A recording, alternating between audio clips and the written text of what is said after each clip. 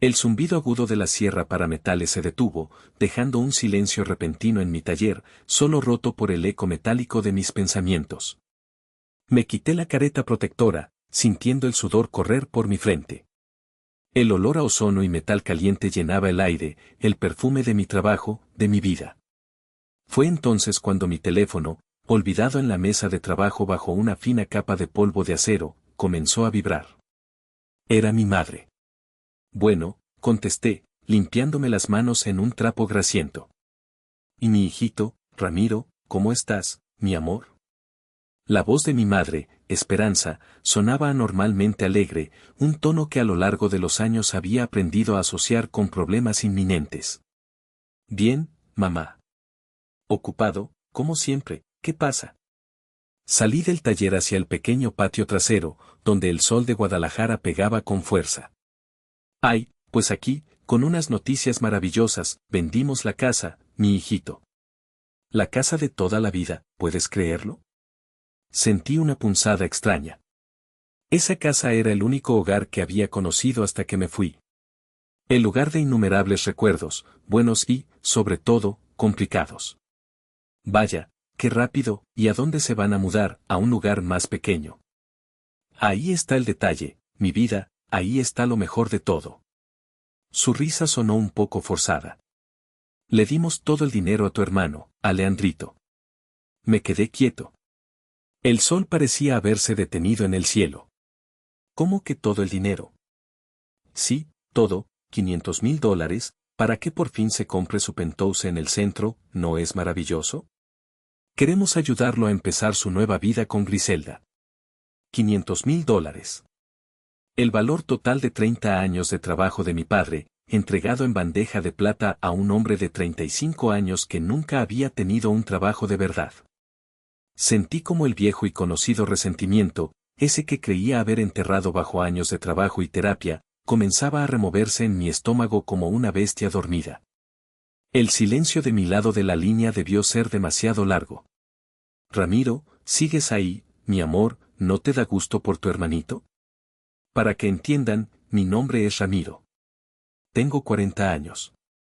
Estoy casado con Beatriz, una mujer increíble, una arquitecta brillante que es el ancla de mi vida. Juntos estamos esperando a nuestro primer hijo. Vivo en una casa que diseñamos juntos en una zona tranquila de las afueras, y soy dueño de un taller de herrería artística. Fabrico portones, barandales, muebles de metal, piezas únicas para gente que valora el trabajo artesanal. Lo construí desde cero, con mis propias manos y sin un centavo de ayuda de nadie. También tengo una pequeña casa que compré como inversión, la cual le rento a una pareja joven y responsable. Mi hermano menor, Leandro, es diferente. Es el niño de oro, el consentido. Mientras yo trabajaba para pagarme la universidad, mis padres le financiaban a él sus emprendimientos, ideas absurdas que siempre terminaban en fracasos costosos. Recuerdo una vez, cuando tenía 18 años. Leandro, con 16, había chocado el coche de mi padre. A la semana siguiente, mi papá, Héctor, le compró uno nuevo, para que el niño no se traume, dijo. Ese mismo mes, yo, después de trabajar 6 meses en un taller mecánico, junté lo suficiente para comprarme una motocicleta usada que se descomponía cada 2 días. Cuando se lo conté a mi padre, esperando una palmada en la espalda, él solo asintió con seriedad y dijo, así se forja un hombre, Ramiro. Tienes que aprender a valerte por ti mismo. La ironía era tan espesa que casi podía tocarla. Leandro y su prometida, Griselda, vivían en una fantasía de lujo financiada por la pensión de mi padre. Ropa de marca, viajes exóticos, cenas en restaurantes caros. Todo mientras Leandro exploraba nuevas oportunidades de negocio desde el sofá de la casa de mis padres. La voz de mi madre me trajo de vuelta al presente. Entonces, mi hijito, como te decía. Mamá, espera, la interrumpí, mi voz más dura de lo que pretendía. Si le dieron todo el dinero a Leandro, ¿ustedes dónde van a vivir? Hubo una pequeña pausa. Ah, bueno, de eso quería hablarte, ya lo tenemos todo resuelto, dijo con esa alegría falsa de nuevo. Nos vamos a mudar a tu casa de renta. No fue una pregunta. No fue una sugerencia. Fue una declaración. Como si estuviera anunciando que el cielo es azul. Me quedé sin palabras por un segundo. ¿Mi casa de renta?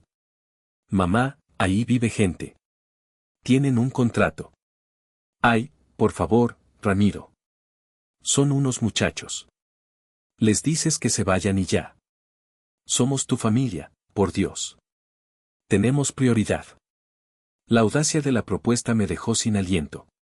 Habían tomado una decisión financiera catastrófica, habían regalado la seguridad de su vejez para financiar el estilo de vida de un parásito, y ahora esperaban que yo resolviera su problema. Que yo rompiera un contrato legal y dejara en la calle a 2 personas inocentes. No, dije, la palabra saliendo de mi boca como una piedra. No, eso no va a pasar. ¿Cómo que no? La voz de mi padre, Héctor, retumbó de repente en el teléfono.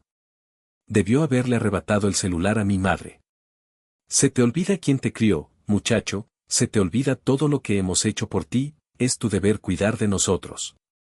Mi deber, repliqué, la ira finalmente subiendo por mi garganta. Mi deber es cumplir con mis responsabilidades, y esos inquilinos son mi responsabilidad. Si quieren ayuda para buscar un apartamento, con gusto los ayudo. Pero mi casa no está disponible. No queremos tu ayuda, queremos esa casa, nos pertenece por derecho, gritó mi padre. No te pertenece nada que yo haya comprado con mi dinero, dije, y colgué. Me quedé de pie en el patio, temblando de rabia. Beatriz salió del estudio que teníamos en casa, que conectaba con el taller. Vio mi cara y supo de inmediato que algo andaba muy mal. ¿Tus padres?, preguntó suavemente. Asentí, incapaz de hablar. Ella se acercó y me tomó la mano. Su tacto era firme, tranquilizador. No vas a ceder, ¿verdad? Ni por un segundo, respondí, mi voz ronca. Bien, dijo ella, apretando mi mano. Porque sabes que no se van a rendir. Esto apenas comienza. Y tenía razón. No tenía idea de lo feo que se iba a poner todo. Los siguientes días fueron una tortura de silencio tenso. Ninguna llamada, ningún mensaje. Sabía que no era paz, era la calma antes de la tormenta. Estaban planeando su siguiente movimiento. Y no tardó en llegar. Fue un martes por la tarde. Estaba en el taller, concentrado en soldar una pieza delicada, cuando mi teléfono empezó a vibrar con insistencia. Era Saúl, mi inquilino. Ramiro, perdón por molestar, pero, hay un problema, dijo, su voz cargada de pánico. Hay unas personas aquí afuera, un hombre y una mujer mayores. Están golpeando la puerta y gritando que esta es su casa. Dicen que son tus padres. Un frío helado me recorrió la espalda. No les abras, Saúl. Bajo ninguna circunstancia. Voy para allá ahora mismo. Dejé todo. Ni siquiera apagué la máquina de soldar. Agarré mis llaves y salí disparado. Conduje por la ciudad como un loco, el corazón martillándome en el pecho. Una parte de mí, una parte ingenua y estúpida, todavía esperaba que fuera un malentendido. Pero en el fondo, sabía exactamente lo que estaba pasando. Habían decidido que si no les entregaba mi propiedad voluntariamente, simplemente la tomarían por la fuerza. Cuando llegué, la escena era peor de lo que había imaginado. El coche de mi padre estaba mal estacionado en la acera. En el porche de la pequeña casa, estaban mi madre y mi padre, junto a 2 maletas enormes. Mi madre, Esperanza, golpeaba la puerta con el puño cerrado, mientras mi padre, Héctor, estaba de pie con los brazos cruzados, con una expresión de autoridad arrogante, como si fuera el dueño del mundo. «Abran la puerta, sabemos que están ahí», gritaba mi madre. «Esta es nuestra casa ahora». Podía ver las cortinas de la ventana principal moverse ligeramente. Saúl y su esposa debían estar aterrorizados. «Mamá, papá, ¿qué demonios están haciendo?», grité mientras me acercaba. Mi madre se giró, y su expresión de furia se transformó en una de alivio teatral. «Ramiro, gracias a Dios que llegaste, esta gente no quiere salirse de nuestra casa». «No es su casa, mamá. Es mi casa. Y ellos son mis inquilinos». Mi padre dio un paso al frente, usando esa mirada severa que no me había funcionado desde que era un adolescente. Hijo, hemos estado esperando 2 semanas en un hotelucho de mala muerte a que resolvieras esta situación. Se nos acabó la paciencia. Que yo resolviera la situación. Me reí, una risa amarga y sin alegría. Ustedes crearon esta situación. Se quedaron en un hotel porque decidieron regalar el dinero de su casa. Ese no es mi problema. Somos tus padres, chilló mi madre, perdiendo el control. Un buen hijo cuidaría de sus padres, eres un malagradecido, después de todos los sacrificios que hicimos por ustedes. ¿Qué sacrificios? La enfrenté.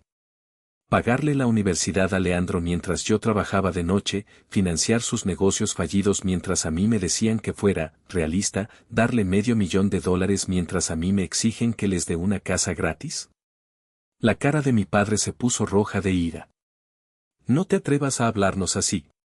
En ese momento, la puerta se abrió una rendija y la cabeza de Saúl apareció. ¿Está todo bien? ¿Necesitan que llame a alguien? Todo está bien, Saúl, le dije, tratando de sonar calmado. Mis padres ya se van. No nos vamos a ninguna parte, gritó mi madre. Esto es propiedad de la familia. Ahí fue cuando perdí la paciencia. Esta es mi propiedad, grité, mi voz resonando en la calle silenciosa. La compré con mi dinero, de mi negocio, el que construí sin ninguna ayuda de ustedes. Así que tomen sus maletas y lárguense de aquí ahora mismo. Mi padre intentó la última carta, la del chantaje emocional. Tu hermano nunca nos trataría así. Tienes razón, le contesté, mirándolo fijamente a los ojos. Mi hermano les quitaría hasta el último centavo y los dejaría vivir en su coche. Por lo menos yo estoy siendo honesto al decirles que no. Me giré hacia Saúl. Si no se han ido de mi propiedad en 5 minutos, llama al 911. La amenaza de la policía finalmente los hizo reaccionar. Mi padre me lanzó una mirada de puro odio. Te vas a arrepentir de esto, Ramiro, siseó mientras agarraba una de las maletas. Subieron sus cosas al coche, mi madre llorando a gritos sobre lo horrible que era yo, y se fueron. Me disculpé profundamente con Saúl y su esposa. Les ofrecí romper el contrato si querían irse, pero me dijeron que se quedarían. Sabía que mis padres no se habían rendido. La gente que se siente con derecho a tus cosas no se rinde tan fácil. Simplemente escalan la situación. Y escalaron. Al día siguiente, mi teléfono se convirtió en un instrumento de tortura. La campaña de desprestigio había comenzado. La primera llamada fue de mi tía Consuelo a las 7 de la mañana. Apenas me había tomado el primer sorbo de café. Ramiro, ¿cómo pudiste hacerles eso? Son tus padres, por el amor de Dios, los dejaste en la calle. Intenté explicarle la situación, pero no me dejó hablar. No quiero oír tus excusas. Son tu sangre. Tienes que ayudarlos. Y colgó. 1 hora después, mi primo Octavio. No había hablado con él en años. ¿Qué onda, primo? Oye, me enteré de lo de tus papás. No manches, güey, ¿cómo los vas a abandonar así? Te criaron, les debes todo. También criaron a Leandro, y él es el que tiene su dinero, respondí, harto. Eso es diferente. ¿Cómo que es diferente? Silencio. Y colgó. El patrón continuó todo el día. Llamadas, mensajes de texto, mensajes de Facebook. Todos con el mismo guión, yo era el villano, un hijo monstruoso que había abandonado a sus padres ancianos. Mi prima Marisol me envió un mensaje larguísimo por Facebook, lleno de frases dramáticas sobre cómo mis padres estaban viviendo como refugiados y cómo podía yo dormir por las noches. Lo que más me enfurecía era que ninguno, ni uno solo de ellos, me preguntó mi versión de la historia. Todos aceptaron la narrativa de víctima de mis padres sin cuestionar nada. Y lo más hipócrita de todo, ninguno de esos parientes tan preocupados por los valores familiares ofreció su propia casa para ayudar. Todos tenían opiniones muy firmes sobre lo que yo debía hacer, pero convenientemente, ninguno tenía un cuarto de huéspedes disponible.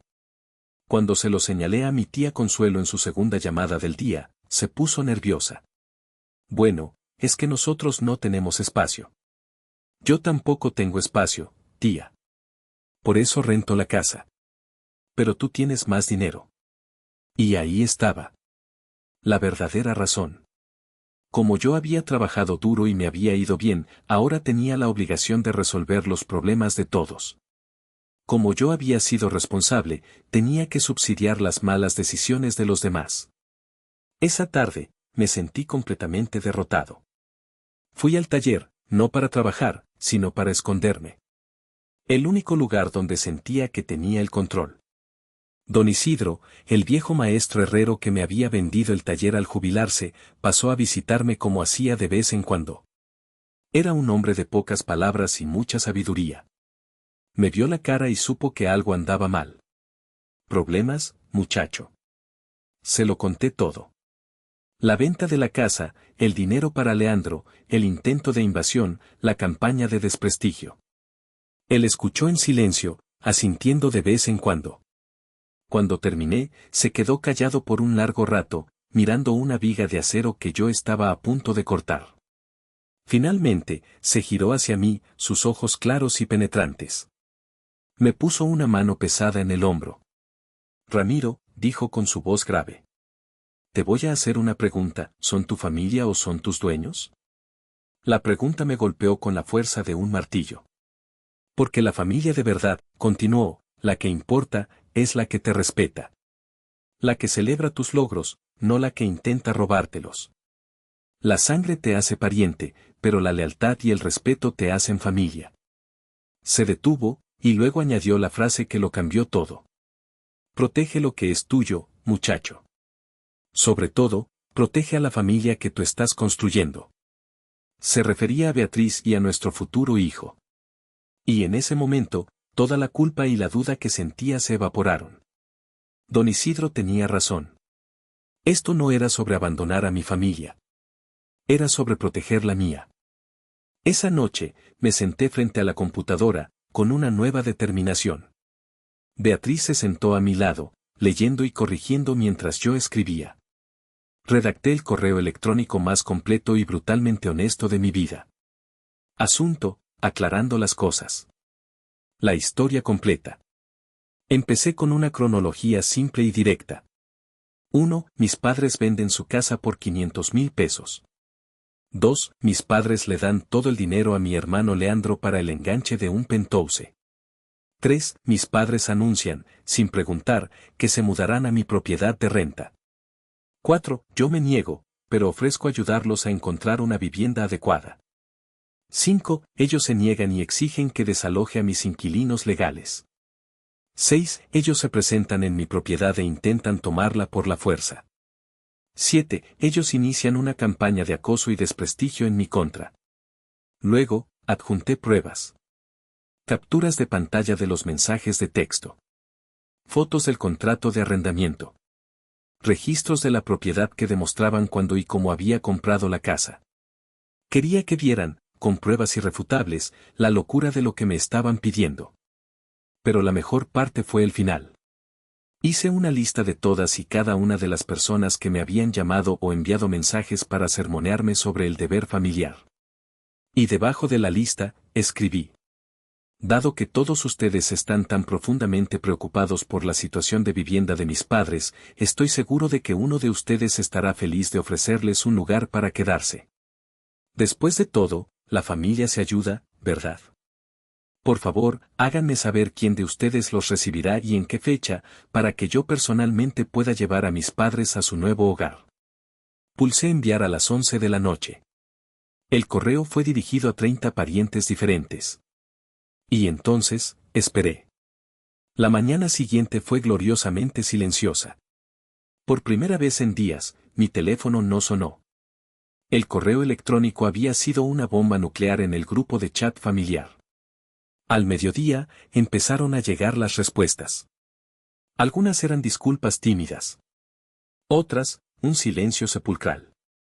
Pero la información más jugosa llegó de una fuente inesperada, mi prima Marisol. La misma que me había llamado monstruo. Me envió un mensaje corto y críptico, oye, primo. Creo que a Leandrito se le cayó el teatrito. El banco le negó el crédito. Una sonrisa lenta y maliciosa se dibujó en mi cara. Llamé a Marisol. Al principio dudó, pero su gusto por el chisme fue más fuerte que su lealtad a la narrativa familiar. Me contó todo con un placer apenas disimulado. El banco, al hacer la verificación final, descubrió que Leandro no tenía ingresos demostrables. Su negocio de consultoría era una página web y un montón de tarjetas de presentación. No tenía clientes, no tenía facturas, no tenía nada. El banco se rió en su cara. Lo peor fue que, al no poder concretar la compra, Leandro perdió el depósito no reembolsable. Una suma considerable del dinero de mis padres, evaporada. Pero el desastre no terminó ahí. Leandro y Griselda habían planeado una boda fastuosa, digna de la realeza. El lugar, un jardín de eventos carísimo, exigía el pago final 2 semanas antes de la fecha. Leandro, desesperado, llamó a mis padres pidiendo más dinero. Tuvieron que confesarle que no les quedaba nada, que estaban viviendo en un pequeño apartamento rentado que apenas podían pagar. Entonces, mi hermanito empezó a llamar a toda la familia pidiendo préstamos. Me llegó un mensaje a mí también: Ramiro, sé que hemos tenido diferencias, pero necesito tu ayuda. Son solo $15,000 para el salón. Te los pago en cuanto mi negocio despegue. Solo $15,000. Borré el mensaje sin responder. Aparentemente, nadie más le prestó, porque el lugar canceló su reservación 3 días antes de la boda. Terminaron casándose en el patio trasero de la casa de los padres de Griselda. Según Marisol, la mitad de los invitados no fue, y la otra mitad pasó toda la recepción cuchicheando sobre el desastre. Griselda se la pasó llorando porque no era así como había soñado su día especial. Esa misma semana, mientras ellos vivían su pesadilla, yo cerré un contrato importante para mi taller, el diseño y fabricación de toda la herrería para un nuevo hotel boutique. Publiqué una foto en mis redes sociales, yo en el sitio de la construcción, sonriendo, con el texto: nuevos proyectos, nuevas metas. El trabajo duro siempre paga. La ironía era deliciosa. Pensé que con el desastre de Leandro, mis padres finalmente entenderían y me dejarían en paz. Qué ingenuo fui. Su desesperación solo los hizo más peligrosos. Era un sábado por la mañana. Beatriz y yo estábamos en la cocina, tomando café y discutiendo nombres para el bebé. Un momento de paz perfecta. De repente, sonó el timbre de la cámara de seguridad de la puerta principal. Miré mi teléfono y sentí un nudo en el estómago. Eran ellos. Mis padres, de pie en mi porche. Vestidos con su mejor ropa de domingo. Mi madre sostenía un ramo de flores y una bolsa de supermercado. Mi padre tenía una sonrisa forzada, como un vendedor de puerta en puerta. Estaban hablando directamente a la cámara. Ramiro, mi hijito, sabemos que estás en casa, dijo mi madre con una voz empalagosamente dulce. Vimos tu coche. Miré a Beatriz. Ella ya estaba negando con la cabeza. Trajimos comida para cocinarte, añadió mi padre, levantando la bolsa. Tu madre quiere prepararte ese estofado que tanto te gustaba. La manipulación era tan obvia que daba asco. Aparecer sin invitación, con accesorios diseñados para inducir culpa. Flores y comida, como si esta fuera una visita familiar normal y no otro intento de pisotear mis límites. Hemos estado pensando mucho, continuó mi madre a la cámara, y cometimos errores. Debimos haberte pedido permiso para lo de la casa de renta. Demasiado poco y demasiado tarde. 8 meses demasiado tarde. No voy a abrir, le dije a Beatriz. Pero no se rindieron. Se quedaron ahí 10 minutos, turnándose para hablarle a la cámara, pidiendo perdón, diciendo cuánto me extrañaban. Mi madre incluso empezó a llorar, su actuación de víctima perfeccionada a lo largo de los años. Cuando se hizo evidente que no iba a abrir, el tono de mi padre cambió. Ramiro, esto es ridículo, somos tus padres, abre la puerta para que podamos hablar como adultos. Fue en ese momento que tomé la decisión. Ya no había vuelta atrás. Tomé mi teléfono y marqué la línea no urgente de la policía. Buenas tardes. Necesito reportar una violación de propiedad privada, dije, mi voz sorprendentemente firme. Tengo a 2 individuos en mi propiedad que se niegan a irse. Ya tengo un reporte de incidente previo con las mismas personas. El despachador fue profesional. Me hizo las preguntas de rutina. Le expliqué que eran mis padres, pero que les había pedido específicamente que no vinieran y que ya habían acosado a mis inquilinos. Enviaremos una patrulla. 15 minutos después, un coche de policía se detuvo frente a mi casa. Observé por la ventana cómo un joven oficial se acercaba a mis padres. No podía oír la conversación, pero vi a mi padre gesticular ampliamente, probablemente explicando que todo era un malentendido familiar. El oficial escuchó pacientemente y luego se acercó y tocó el timbre. Salí. Le expliqué toda la situación al oficial Martínez, mostrándole el número del reporte anterior. ¿Quiere que se vayan de su propiedad?, preguntó. Sí. ¿Les ha pedido en múltiples ocasiones que se vayan y no regresen? Sí. El oficial caminó de regreso hacia mis padres. Esta vez, pude oír a mi padre levantando la voz. Es la casa de nuestro hijo, tenemos derecho a visitar a nuestro propio hijo. Señor, dijo el oficial Martínez con una calma de acero, su hijo le ha pedido que abandone su propiedad. Necesita respetar eso. Por favor, retírense ahora. Mi madre empezó a llorar de nuevo, pero el policía no se inmutó. Tuvieron que recoger sus flores y sus compras y marcharse, derrotados y humillados, bajo la mirada de varios vecinos curiosos. El oficial Martínez me recomendó que considerara una orden de restricción. A veces, dijo, la gente necesita un papel oficial para entender que, no, significa, no, punto. El lunes por la mañana, llamé a mi abogado, el licenciado Aguilar. Le conté todo. Tienes bases más que suficientes, Ramiro, me dijo. Esto ya no es un drama familiar, es acoso. Presentamos los papeles esa misma tarde. Adjunté toda la documentación que había estado acumulando. Mis padres ni siquiera se presentaron a la audiencia. El juez concedió la orden de restricción sin problemas. 200 metros. No podían acercarse a mi casa, mi negocio o mi propiedad de renta. Violar la orden significaba arresto automático. Esa semana también cambié mi número de teléfono. La paz y el silencio que siguieron fueron increíbles. Pensé que la historia había terminado. Pero el acto final de la traición de mi hermano estaba a punto de revelarse. Un mes después, recibí una llamada en el taller de un número desconocido. Contesté, pensando que era un cliente. Buenas tardes, ¿hablo con Ramiro? Sí, él habla. Mire, mi nombre es David Morales. Le llamo por la oportunidad de inversión que su hermano Leandro me propuso el mes pasado. Dejé de lijar una pieza de metal. La sangre se me heló en las venas. Perdón, ¿qué oportunidad de inversión? El portafolio de propiedades de renta. Leandro me dijo que ustedes eran socios en un negocio de bienes raíces y que estaban buscando inversionistas privados. Salí del taller, buscando aire. Señor Morales, necesito que me diga exactamente qué le dijo mi hermano. El hombre me contó la historia. Leandro se había presentado como codueño de mi empresa. Le había mostrado fotos de mis casas, mi casa personal, la de renta, incluso el edificio comercial que acababa de comprar, como si fueran parte de su portafolio. Le había pedido $25,000 para una participación en la próxima adquisición. ¿Usted le dio dinero?, pregunté, sintiendo náuseas. Le di 5,000 como depósito de buena fe, dijo David. Señor Morales, dije, mi voz temblando de furia. Yo no tengo ningún socio.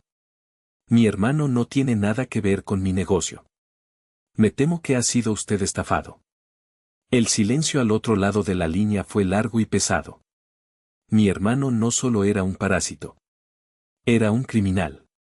Y estaba usando mi nombre y mi reputación para cometer sus delitos. Después de hablar con mi abogado, mi siguiente llamada fue a David Morales. Le propuse un plan. ¿Qué tal si organizamos una reunión con Leandro?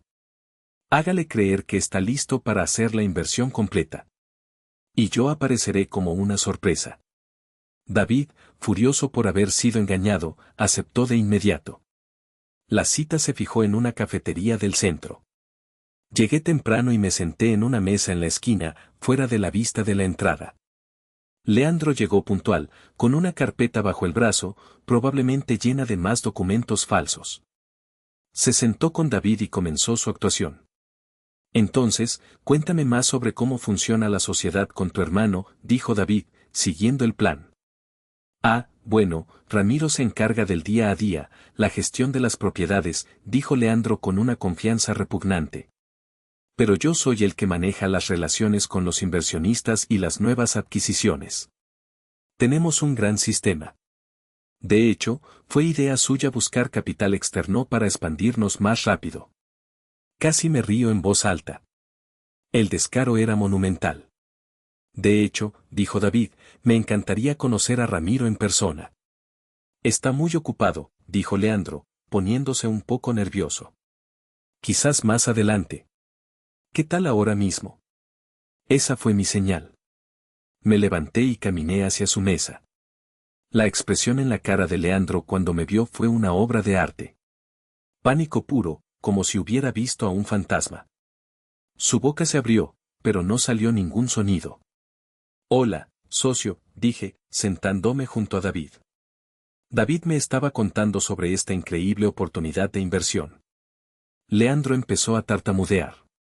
Ramiro, yo puedo explicarlo. Por favor, hazlo, dije calmadamente. Tengo mucha curiosidad por saber sobre nuestra sociedad de negocios, esa de la que convenientemente me olvidé. David estaba grabando todo con su teléfono. Leandro, acorralado, intentó balbucear excusas. Yo pensaba que podríamos. ¿Pensabas que podías robar mi identidad y estafar a la gente usando mis propiedades como carnada? Lo interrumpí. ¿Eso es lo que pensabas? Mira, les iba a devolver el dinero, suplicó Leandro, su arrogancia evaporada. Esto es lo que va a pasar, le dije, mi voz fría como el acero. Le vas a devolver su dinero a David ahora mismo. Vas a borrar todos esos perfiles de negocios falsos. Y vas a rezar para que la policía sea indulgente contigo. No llamarías a la policía, soy tu hermano, susurró, en un último intento patético de apelar a un lazo que él mismo había destruido. Saqué mi teléfono. Mírame. Marqué 911 frente a sus ojos. Necesito reportar un fraude en progreso. El sospechoso está aquí conmigo ahora. 20 minutos después, 2 oficiales de policía entraron en la cafetería. Les expliqué la situación, les mostré las pruebas. Arrestaron a Leandro en el acto por fraude y robo de identidad. Lo último que dijo mientras le ponían las esposas fue, mamá y papá se van a enterar de esto. Bien, le respondí. Quizás finalmente entiendan qué clase de persona han estado protegiendo todos estos años. 4.3. Las consecuencias. La investigación policial descubrió que David no era la única víctima. Leandro había estafado a al menos otras 6 personas, acumulando casi $40,000. Para evitar la cárcel, se declaró culpable. Recibió 2 años de libertad condicional, la obligación de restituir todo el dinero y antecedentes penales que lo marcarían de por vida. Cuando mis padres se enteraron, explotaron. Pero no contra Leandro por ser un criminal. Explotaron contra mí, por destruir a la familia. Me bombardearon con mensajes llenos de odio, llamándome traidor, diciendo que tenía el corazón negro. No respondí a ninguno. 6 meses después del arresto, Leandro y Griselda se divorciaron. Ella no estaba dispuesta a quedarse con un perdedor y un criminal. Se mudó de estado y borró todo rastro de él de su vida. Ha pasado 1 año desde ese día en la cafetería. La vida, curiosamente, nunca ha sido mejor.